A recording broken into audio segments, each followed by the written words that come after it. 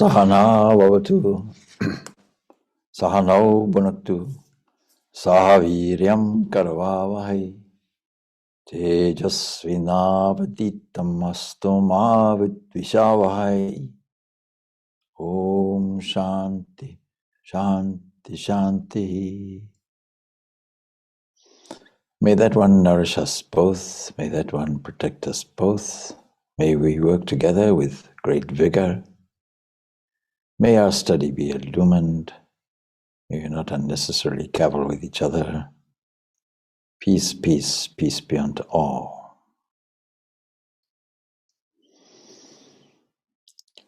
So, when we engage in what we call spirituality, there is a beginning point where, generally speaking, some kind of impact in life enables us to look for something higher or something better, or to seek for some point of happiness that we haven't got. If the goal is to be supremely happy and joyful, it really means we haven't got it. And so spirituality and joy are inevitably interconnected. In fact, it might well be that the culmination of our spiritual effort will be supreme bliss and joy. Most people think that they'll have to attain something theologically. You ask somebody what their goal is. Some people say, I want that kind of happiness which will provide all the pleasurable things that I don't find here on earth.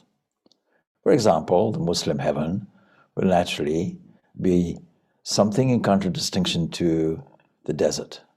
They'll want an oasis, they'll want perfume, they'll want lots of trees and fruit.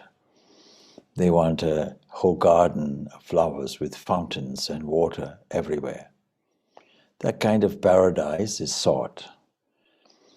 But as we mature more and more, we realize that that's simply a glorification of what we have here. And what we have here will not provide us with this happiness. And so, as we mature, as we go deeper into the subject of spirituality, things change and we realize that what we're looking for is what we already have, but it's obscured. And sometimes we have to go through a difficult time to get it. When I was recently in France, there was a visitor who gave me an extremely good definition of spirituality. He said, what is the difference between religion and spirituality? Religion believes in hell, but spirituality means we've gone through it. And that going through it is necessary. It's a necessary part. It's a stimulus that leads the mind to a higher level. But of course, it could easily be dragged down to the depths of depression. And so all around us, we have an environment, if we look for it, that is conducive to assist us. One great assistance, of course, is the provision of a teacher, a guru. Is there some necessity for a guru? Is a very standard question. And the answer is that most people will require one. Even if you are a rubber, you have to have a teacher to rub. If you look at the Charles Dickens Oliver Twist, you'll see there was Fagin who taught the boys to pick pockets. So whether it's picking pockets, or whether it's painting a scene, whatever it is, or whether it's spiritual life, some teacher is required. And then, of course, there is the experience of others who've gone before us, that direct experience recorded and contained in what we call scripture. Scripture is a directive, not to God, but a directive to us. You should do this and not do that. Knowing that for at least a few moments, we can steer our attention in a different way. Something becomes more attractive, the eyes move towards something, the whole attention moves towards something. We know that it can happen at least for a few seconds. Because the eyes are a darting thing. If I ask a person, please can you tell me who your best friend is? Their eyes will go up to in one direction. Their friend is up there. When last did you go on holiday? Where did you go? The holiday is down in the left-hand corner.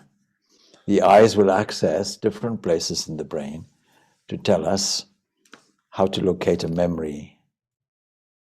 But it's a way of steering our attention also. And the eyes are a symbol of all the sense organs. They alight on a certain thing. The whole mind walks toward it.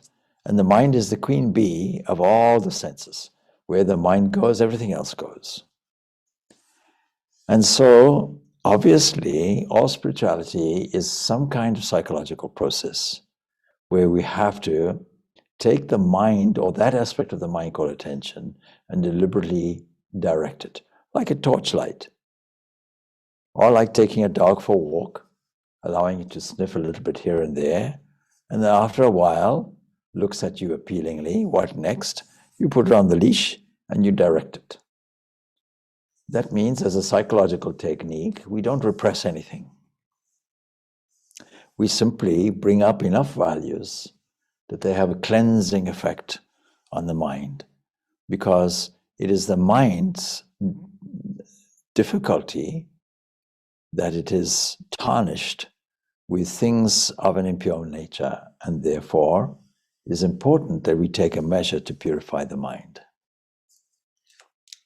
In the Chandogya Upanishad, the 7th section, 7th chapter, there is a great dialogue between a student, Narada, and Sanat Kumara. And Narada has said, I know the Rig Veda. In fact, the conversation begins with the teacher asking, what do you know?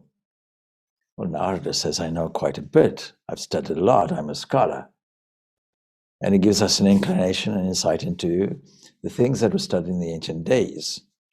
So he knows the Rig Veda, he knows the Yajur Veda, he knows the Sama Veda, he knows the 4th Veda, the Atharva Veda.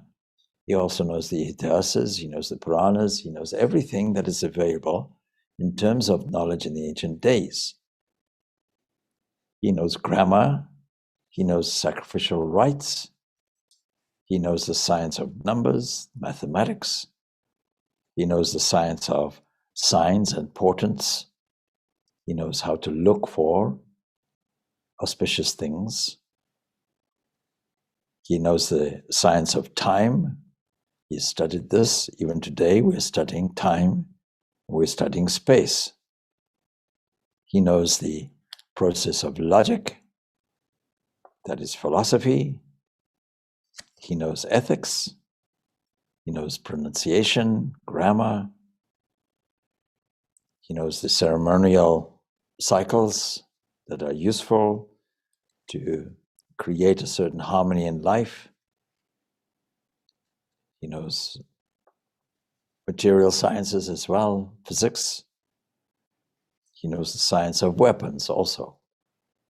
How do you use your science to create weapons that will destroy an enemy? Today it's called nuclear weapons, also employing knowledge and science. He knows the science of chemicals, that is chemistry. He knows the fine arts. So there's no division, science and art separately. I'm inclined toward one, but not the other. There's an all-round education. He knows the science of making perfumes. He knows the science of dancing. He knows the science of singing, or the art of singing, playing musical instruments, and others. All this I know. You'd think now that he'd find a useful occupation with all of this, that would be the end. A fulfilled life, a life that can yield material wealth and material satisfaction, nothing more to know. Now, much of our approach towards spirituality is held in the intellectual pursuits. We think that by studying a text in great detail, maybe studying the Sanskrit in great detail, having a nice dialectical discussion with somebody, bringing up to bringing points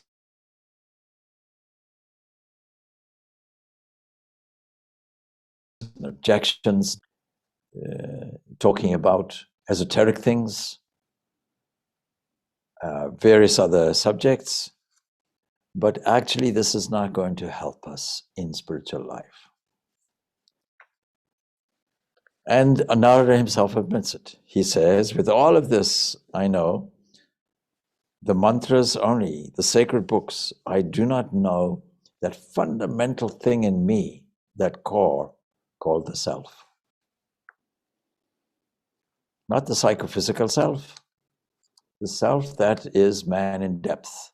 When you peel away all the layers and levels of the mind, when you take off the body, when you take off the mental concerns with the body, when you take off all the psychological attachments called personality, when you identify yourself with all the instruments that are contained, at the end of the day, none of this is a discovery of the self because it's all outward bound.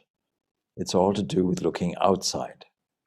And the Katha Upanishad tells us that somehow the senses are like windows. They're designed to look outwards.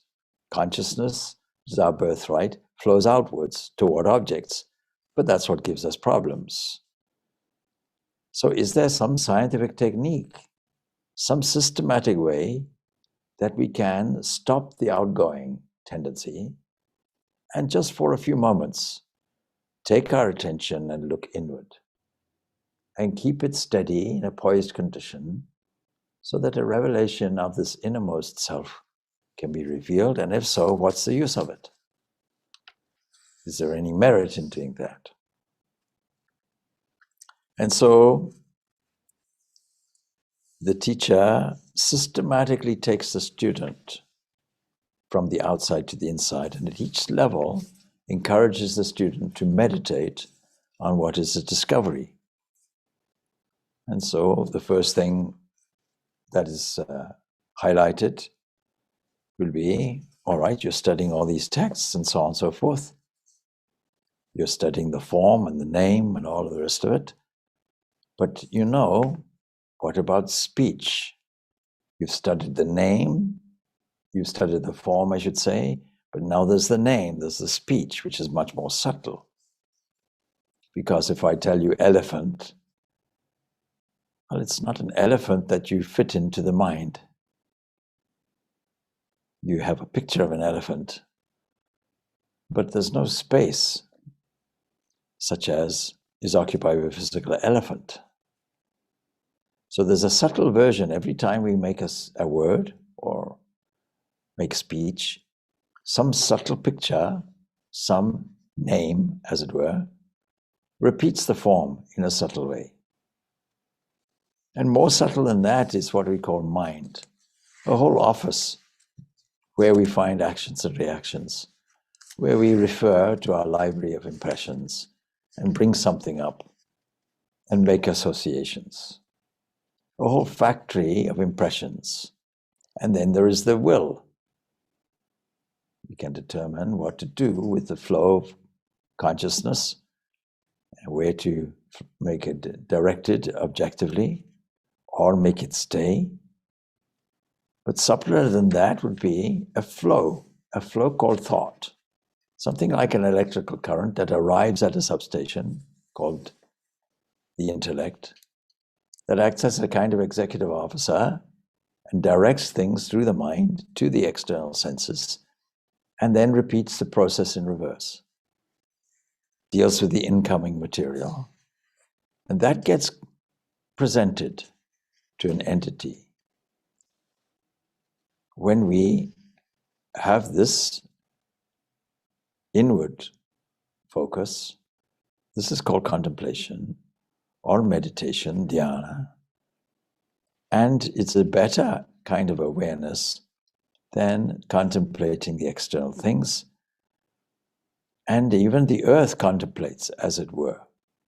So does the sky. There's a beautiful, beautiful poetic way of describing what we see. That actually, if we investigate the sky and the earth and all these things, we have to come to a point where even they are stood still. Even they really are in a state of quietude, relatively speaking. And maybe they also are contemplating their own origins, because the question arises, this earth was not always here. Before it was here, what stood there? So we can see that maybe this internal self of the earth stood there and wove a kind of cocoon around itself. And that became the earth. What was there before the sun? Well, the Lord himself stood there, wove a nice luminous cloth around himself, made a fusion, shone, radiated, made more mass than the entire solar system, and gave life at least to one planet, and made it the focus where all the others are obliged to dance around it and worship it. We can have a poetic mind like that to give us an extra value and an insight that elevates the mind and the spirit, and this serves to clarify the mind. Why should we clarify the mind? Because it is the mind alone that has to be cleaned. Just like if you look at the image of a face through a dirty mirror, you don't say, let me replace the mirror. You don't say, let me replace the face. In some cases that might be better. But anyway, what you'll do is you simply clean the mirror. Take the dirt off, scrape it off. Then you see the reflection well. If you can't see the fire, then the smoke has to move on, then you'll see the fire. You can't see the sun, then the cloud moves on, you'll see the sun. Something has to move on. Something has to be cleaned. It's not that then that there is something to get. It's not a future anticipation of something. You look out the window, has God arrived? When is he coming? When is he coming? When is paradise coming? After death, what will be the status? Will I have a great deal of ice cream in heaven, or will I have a barbecue on hell? What will be my destiny? All these questions are not there. If we understand that the fullness of who we are, namely the self, the internal self, is standing where we stand here and now. There's nothing to get, only something to be revealed.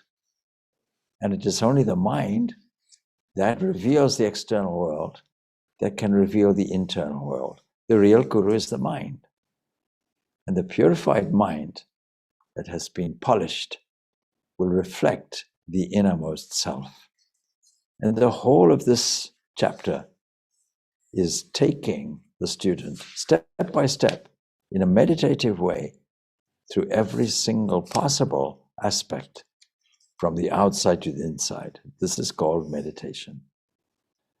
And encouraging the person to study in a scriptural way, that is, to listen or to hear to the words which are presented, and then to deeply reflect on them, agitate the mind until some kind of clarity happens, and then to meditate on it, to find what is the inner truth and meaning of it, until it becomes a revelation in itself.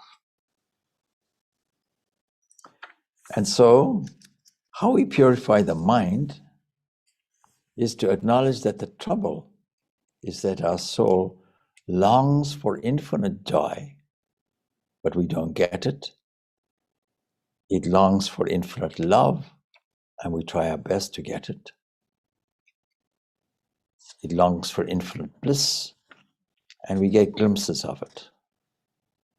And so the whole difficulty is not in the seeking, not in the desire, not in our natural state to return to our blissful base, but we're trying to find it in the finite, the infinite in the finite. And if we don't succeed, then we get frustrated. And the result of frustration, sometimes we give up. Oh, this spirituality, spiritual practice, I can't be bothered with it. Let me enjoy life instead and see what happens. Take a risk. Or some people take an insurance policy out. They start off as a Christian and say, but maybe when I get to heaven, maybe God's a Buddhist. So let me take Buddhism and then Islam and everything else. Now I think I'm covered, fully insured. Something like that. But that is not the way to find the internal bliss. And that's what we're looking for. And in this very Chandogya Upanishad, it tells us very clearly that why should we investigate this? Why should we go on a pilgrim journey within? Is to get unending, infinite bliss, infinite love, the very thing that we're looking for. And that is found within. It's already there. It's simply standing there, waiting to attention. Come on. Just uncover the layers, please. Systematically do it. Lovingly do it. With a sporting attitude, do it, even. So, now this next question. Apart from, don't know the meaning of anything, I've studied all these things, but I haven't really found the self. What is meant by the term the infinite? If you tell me that we get infinite joy, what do we mean by infinite? See, we have no experience of infinite in the external world. And it is that all-pervading reality which is everywhere. It's above, it's below, it's to left, to right. See, shortly we are celebrating St. Patrick's Day and the famous breastplate. Christ is within me, Christ outside me, to left, to right, above, below, in every direction, in other words. That entity is there. It's not confined to a small space. It's not something like is in a gilded cage within. There's a song like that.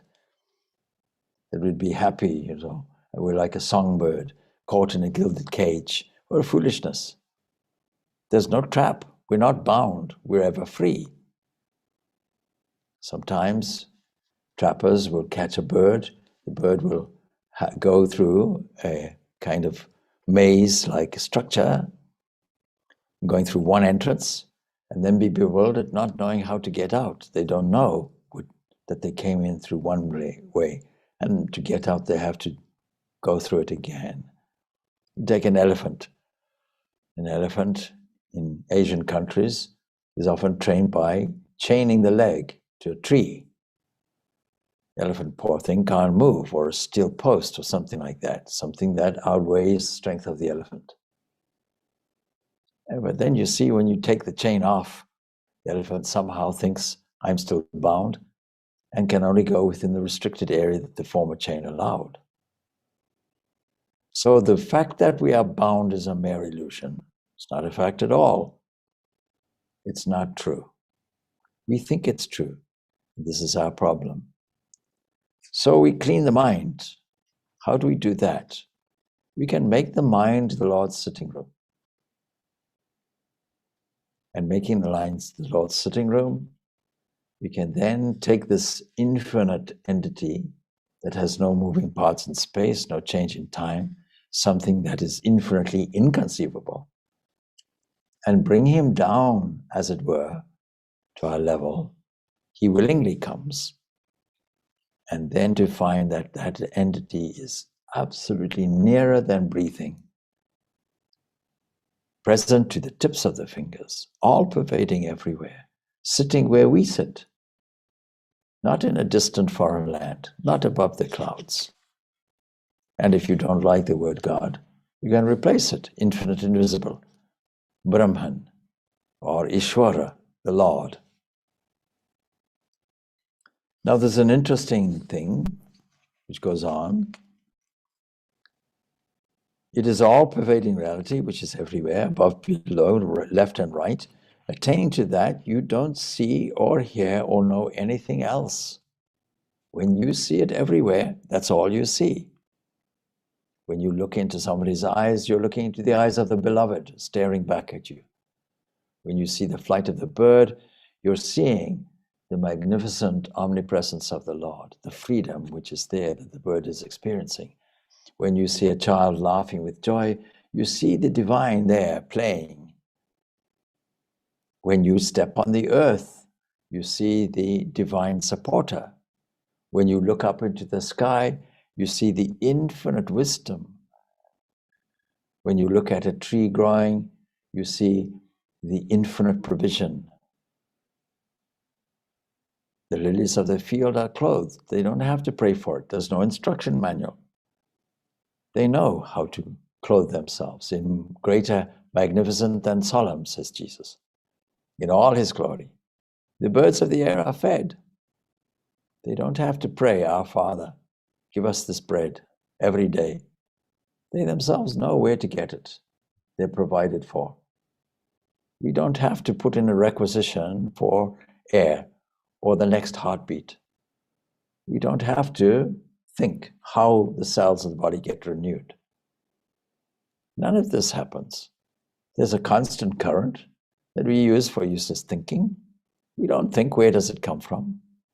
We don't register everything, or anything in fact, to its original supplier. We take it for granted. Then in worship, we should at least appreciate more and more this proximity, this glory, this wonder. At least once or twice give some thanks. And with deeper appreciation, an automatic thankfulness comes in. And along with that comes joy. And the closer we get to it, the more joyful we become. And so, attaining to that, you don't see or hear or know anything else. It's infinite consciousness. But how to get it, of course, is the next question. What prevents us from attaining the infinite? Well, here, the great teacher in this passage, Sanat Kumar, gives us, in a nutshell, the whole gist of spiritual direction. He says like this: when food, ahara, is the expression that he uses, is pure, our mind becomes pure. I always remember telling people, spiritual life begins with food. Now they take that literally, and they say, well, they say with some puzzlement, what do you mean? Do you mean that we should always take prasad? Do you mean that the food has to be vegan or vegetarian? No, because if it was, then the highest purity of soul would be any of the vegetarian animals that we see in the field. A cow would be the highest spiritual aspirant because it not only eats the grass, but it decides to regurgitate it some 4 times in 4 stomachs and keep things going. So it's not in the diet. Whatever you eat becomes the body, no doubt. This body is made from food. It's made from yesterday's vegetables, yesterday's rice, yesterday's bananas, whatever it is. Look at that miracle. It was something separate from you. And then shortly, after a few steps in processing, it becomes you, the physical body. And we never even think about it. We don't give it a second thought. We munch away and watch the television at the same time. What a funny entity that is. Not concentrating on the food, not eating it mindfully, giving ourselves a good dose of indigestion. Watching the Ukraine, Russia drama unfolding and all the tragedy, terrible, terrible tragedy happening. We very nicely sit and have a TV supper and eat the food. All the stress on the TV we're consuming as well. What we see, what we hear, what we touch, what we taste, all the things coming through the senses, everything going through the mind is food. So this food we take, when this is pure, my mind becomes pure. Yes, pure food will create a pure mind to some extent, because the intention of purity will be there. What is purity? Purity is equating to love. It's a vibration there. You may have nice hygienic food in a restaurant, but did the chef put some love in there? Or was it all Hell's Kitchen? Was it people shouting and screaming, this order, I never got this order, that order, when would I get this, when will I get that? It seems to me that behind the scenes in the kitchen, it's mayhem. Do they really care about the food? Or do they care about just their job, their career, how to put food, compile it, cook it, put it on a plate? And in some cases, You have no idea if the chef decides to sneeze on your food, as long as it's presented nicely. Purity in this case is nothing really to do with hygiene. It's to do with vibration. And look at this vibration that occurs when we have love. If we love, we'll be loved. It's a standard process of sowing and reaping. So pure food is not just what we put into the mouth. When the mind becomes pure, our memory becomes steady. That is, we remember our spiritual nature. What is steadiness of mind? It is remembrance of our spiritual nature. Our spiritual nature is constant. There are no exaggerated ups and downs. It is an equilibrium. It's a poise.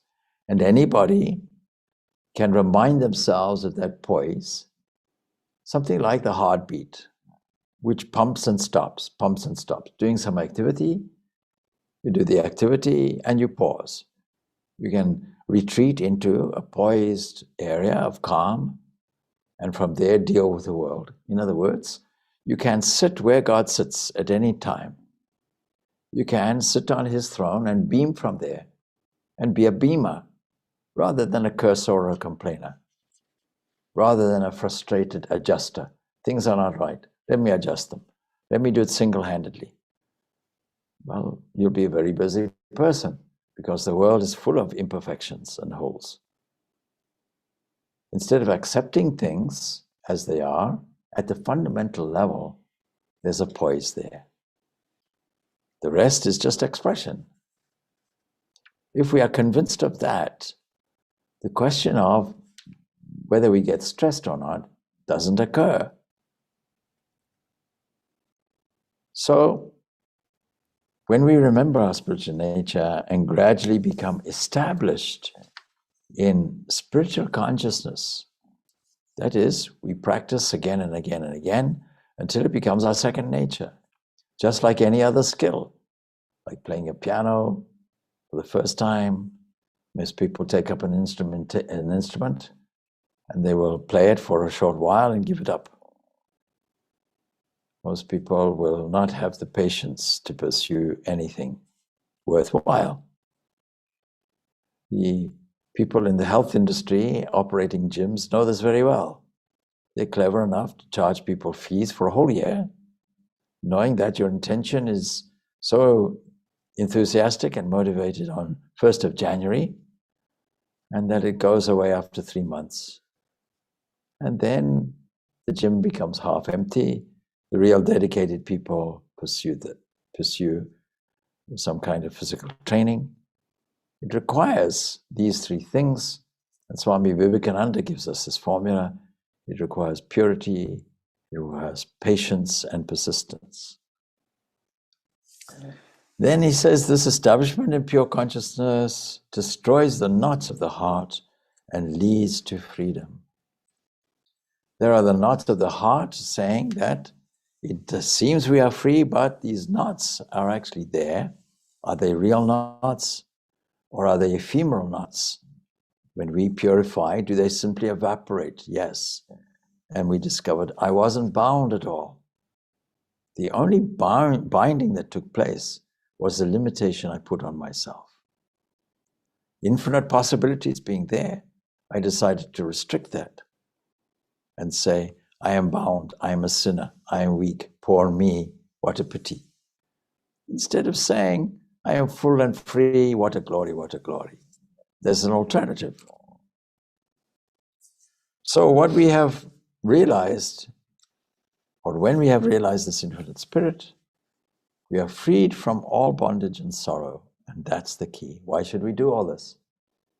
It's not a happy situation if you're in bondage. And there are many forms today of bondage. The government, autocratic government, would take over, restrict the media, or allow the media full reign, but have them in your pocket so that they'll put out your government agenda. Much of the trouble today in this modern world is because of governments, things directed by governments, and things directed by media. And if we look at the news for the whole day, and peep at it every 2 hours to find out what's going on, don't be surprised if this mind gets disturbed, and it's this disturbance which acts as a cover, a kind of veil, a kind of disturbance that distorts the reality that sits within. Purifying the mind, therefore, is done through promoting all the values, the higher values of truth and beauty and goodness and love and harmony. Seeing the harmony of pure energy, seeing luminosity, beauty, seeing intelligence everywhere, knowledge everywhere, bliss everywhere. And the foundation of it all, according to this Chandogya Upanishad, is bliss. Bliss of the highest order. We get exactly what we're looking for, eternally. So, let us now try to understand the meaning of the word, this ahara, which is used. This ahara, that is the food we take. Ahara, literally something that is drawn in, something that is taken.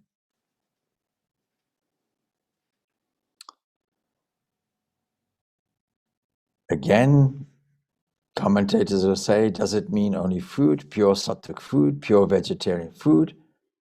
Well, how far does this help? It helps a little, of course, because it makes you healthy, the body healthy, and one disturbance is gone, therefore. But unless you know how to purify the mind, then nothing much happens. There are plenty of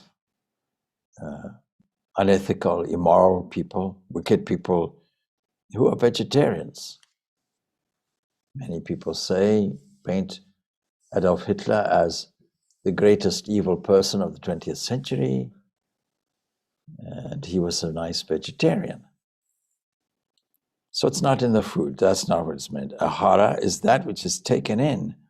The experience of sound is taken in, which is, these things are all taken in for the experience of the agent. And when the cognition of objects is purified, in other words, when they are registered to the proper owner, namely the Lord of the universe, and where God is seen, or the self is seen within all beings and all beings in the self, not only seen but felt intimately, where the eyes are open to a new vision, which is a penetrating vision where we see the divine in, through, as, and beyond. Then the registration of objects changes. The ownership of objects changes. Instead of saying my body, you say it's the Lord's body, the Lord's city, the Lord's housing, the Lord's castle, the Lord's city, these expressions. And in this way, we'll clean it on the outside, we'll also clean it on the inside, and then making the mind the Lord's sitting room. We'll clean it through prayer, japa, and meditation. So when the cognition of objects becomes free from all taint and aversion, registered and seen in its true perspective, attachment or delusion, then of one having such cognition, the inner nature becomes pure. And so, some people might have seen the 3 Japanese monkeys: see no evil, hear no evil, speak no evil, all in a row. And this is an ancient idea. There's a Vedic prayer, the Rig Veda, which translated goes, Om, O gods, may we hear with our ears what is auspicious. O ye adorable ones, may we see with our eyes what is auspicious. May we sing praises to ye, and may we enjoy with strong limbs and body the life allotted to us by the gods. Let us drink in all the higher noble qualities, all the qualities of sattva. That is, all the thoughts and qualities not associated with our limitation, body, mind, or identified with that. Now, we have to practice this, of course, because otherwise we'll become like Narada. Yes, I heard what you have to say. Thank you. Good luck. This was a Tuesday, you said it. Tomorrow is a working day. I intend to forget it all because I'm very busy. Then it becomes impractical and useless. We have to make this constant registration. We have to see at any moment in time, what is the condition of the mind? Where is it? Is it full of darkness? Is it full of tamas? Is it full of inertia, laziness, giving up? Or is it enthusiastic? So these three things are there, sattva, rajas, and tamas. Now yesterday, or the day before yesterday, I gave some examples to a group. Supposing I'm a deer in a forest, and I'm sitting there, standing there, just looking around, and a lion notices me, then I'm in danger, and the lion has the advantage. It will attack and eat me. This is the danger of standing, doing nothing. It's called tamas. And as long as that happens, we will feel pain. Pain and destruction. Then the normal example I give, on Friday I watched, or at least half of it anyway, the France-Wales rugby game. And supposing I'm in the live stadium, supposing I'm 5'2", and everybody else is 6'5", and I can't see what's going on. So I jostle people. I go weave in and out the legs, kicking the legs as I do, elbowing everybody. Do it quickly, so quickly that people are caught by surprise and they wonder, what happened here? Who poked me in the ribs? Who hit my legs? Why are my knees sore? What happened here? What devil came through? And then by the time everybody gathers their wits, I've gone to the front and I'm seeing nicely. But it won't be for long.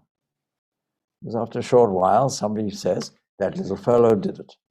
1,000 blows come on me. This is called rajas. As long as I'm a go-getter, as long as my own egocentric ambitions are fulfilled, or at least an attempt to fulfill them, as long as I have self-interest, then I will feel pain, not joy. The only joy will be in this fundamental self. And this is only attained by purifying the mind. This element is a revealing element, an illuminating factor.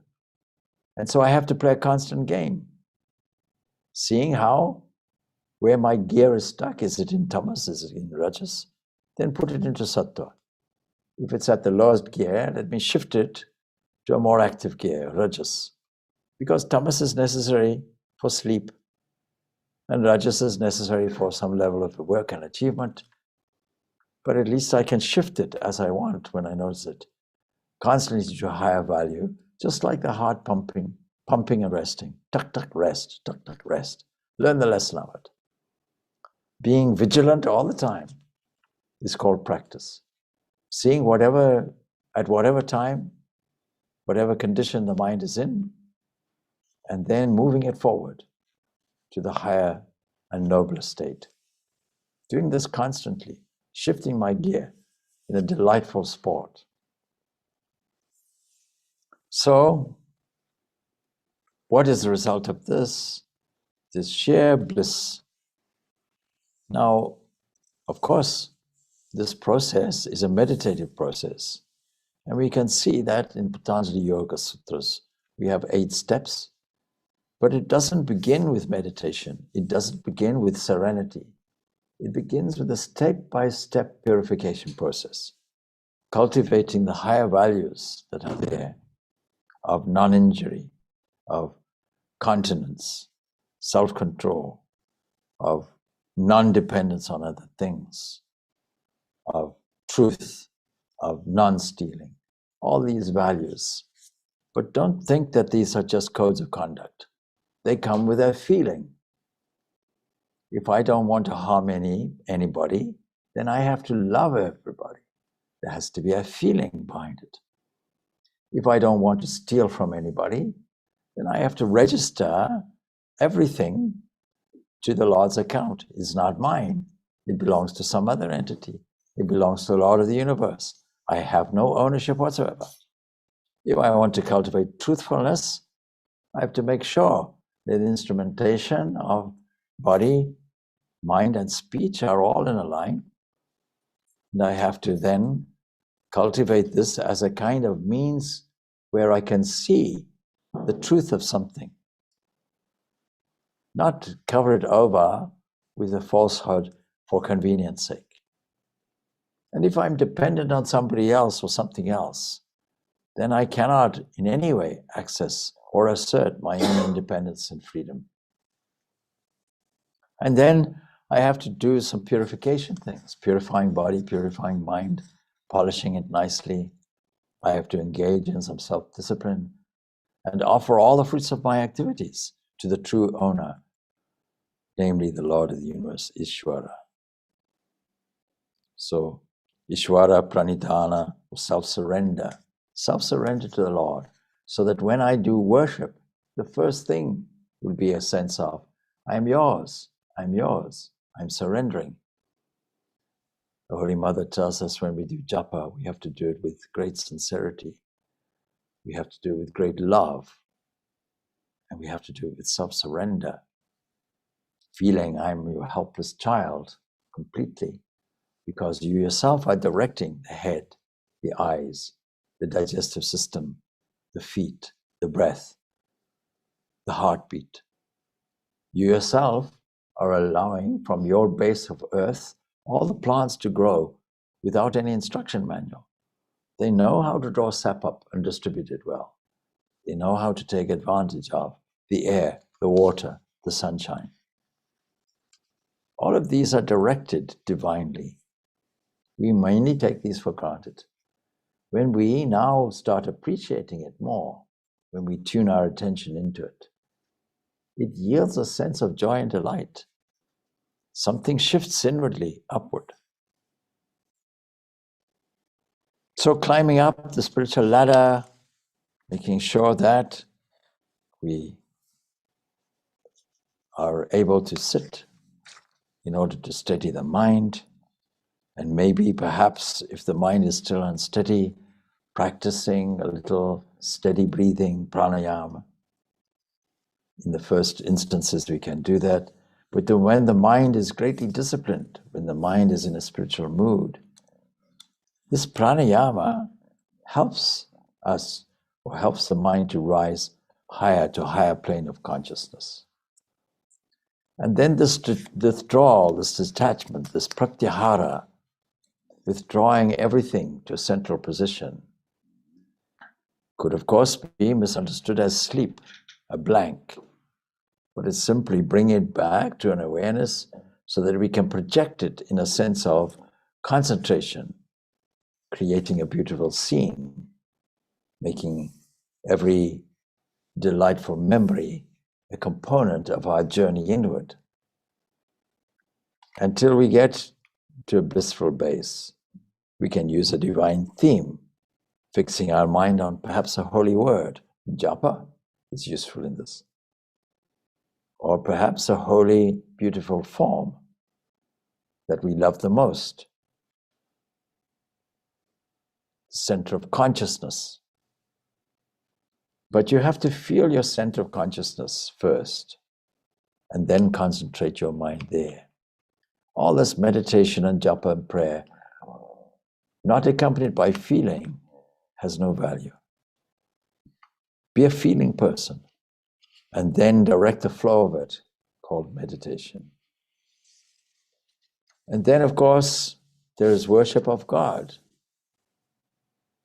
What do we mean by worship of God? Well, what is our conception of God? Is it some entity that stands above the cloud and acts as a dictator? An old man with a beard that created the world a long time ago and is now a little senile? We have to do everything for him. Some entity that made the world and saw that it was bad and ridiculous and faulty. You can't believe in a God like that. What we mean by a God is an entity that is closer than breathing, that is there, present, to the tips of the fingers. And if we worship God, we must feel our nearness to Him. We must feel that he or she or it is our nearest and dearest, like a mother, like a father, like a friend, like a lover. Intimate, so intimate that everything, the whole world orientates around that entity. Our whole activity, our whole mind is given in an obsessive movement and saturation with the presence of this entity. Comes as our form, our most beloved form. He comes as the Guru, comes as our chosen ideal, our most beloved. Japa and meditation, all of these are purifying techniques. Take the illustration of a person standing in the courtyard of a house. He wants to reach a roof, but instead of climbing the staircase step by step, permits himself to be thrown up bodily. Well, he'll get hurt. You can only do this step by step. Be patient, because every movement will be like a beautiful opening of a flower that offers more and more fragrance, more generosity, a greater kind of exposure to truth. All of these steps are like beautiful flowers opening progressively more and more. And part of the spiritual journey is appreciating the beauty of each step, the fragrance of each flower that opens.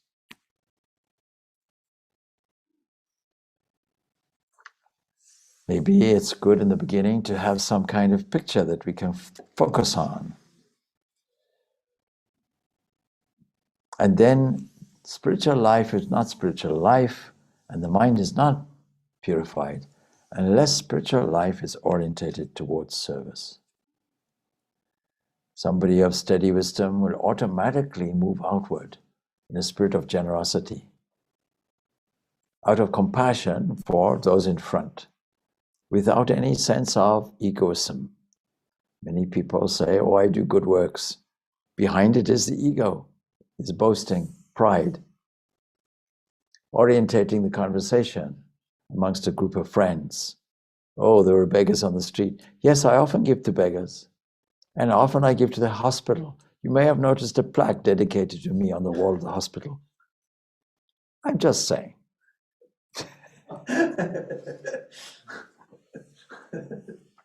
If you go there, it's nothing. Don't even look at it. Of course, it's in the hallway on the first floor. If you happen to be there, you may notice it. Of course, it means nothing to me. I freely give. Of course, I had to make sure that the plaque was in brass. So you see, the mind is like a lake, and Patanjali puts it like this. A lake has all these disturbing waves coming up. We call this ocean of the mind, chitta, and all these waves are vrittis. This is the psychological aspect of it. In order to calm the waves, to see the clarity of the bottom, we have to promote these wonderful values of harmony and truth and goodness and love that do not have 1 ounce of attachment to an individuality or a body or a mind or a personality or a trait or a quality. It's an outgoing movement that registers a sense of love and adoration, a sense of wonder to some entity that sits behind everything and bestows only one thing, joyful love, and gives us ultimately what we are looking for in the first place and forever: infinite bliss, infinite love, infinite possibilities.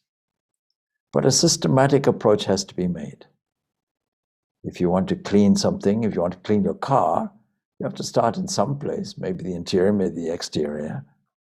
But systematically, you have to divide the thing to be cleaned into parts, and progressively, bit by bit, do some cleaning, do some polishing.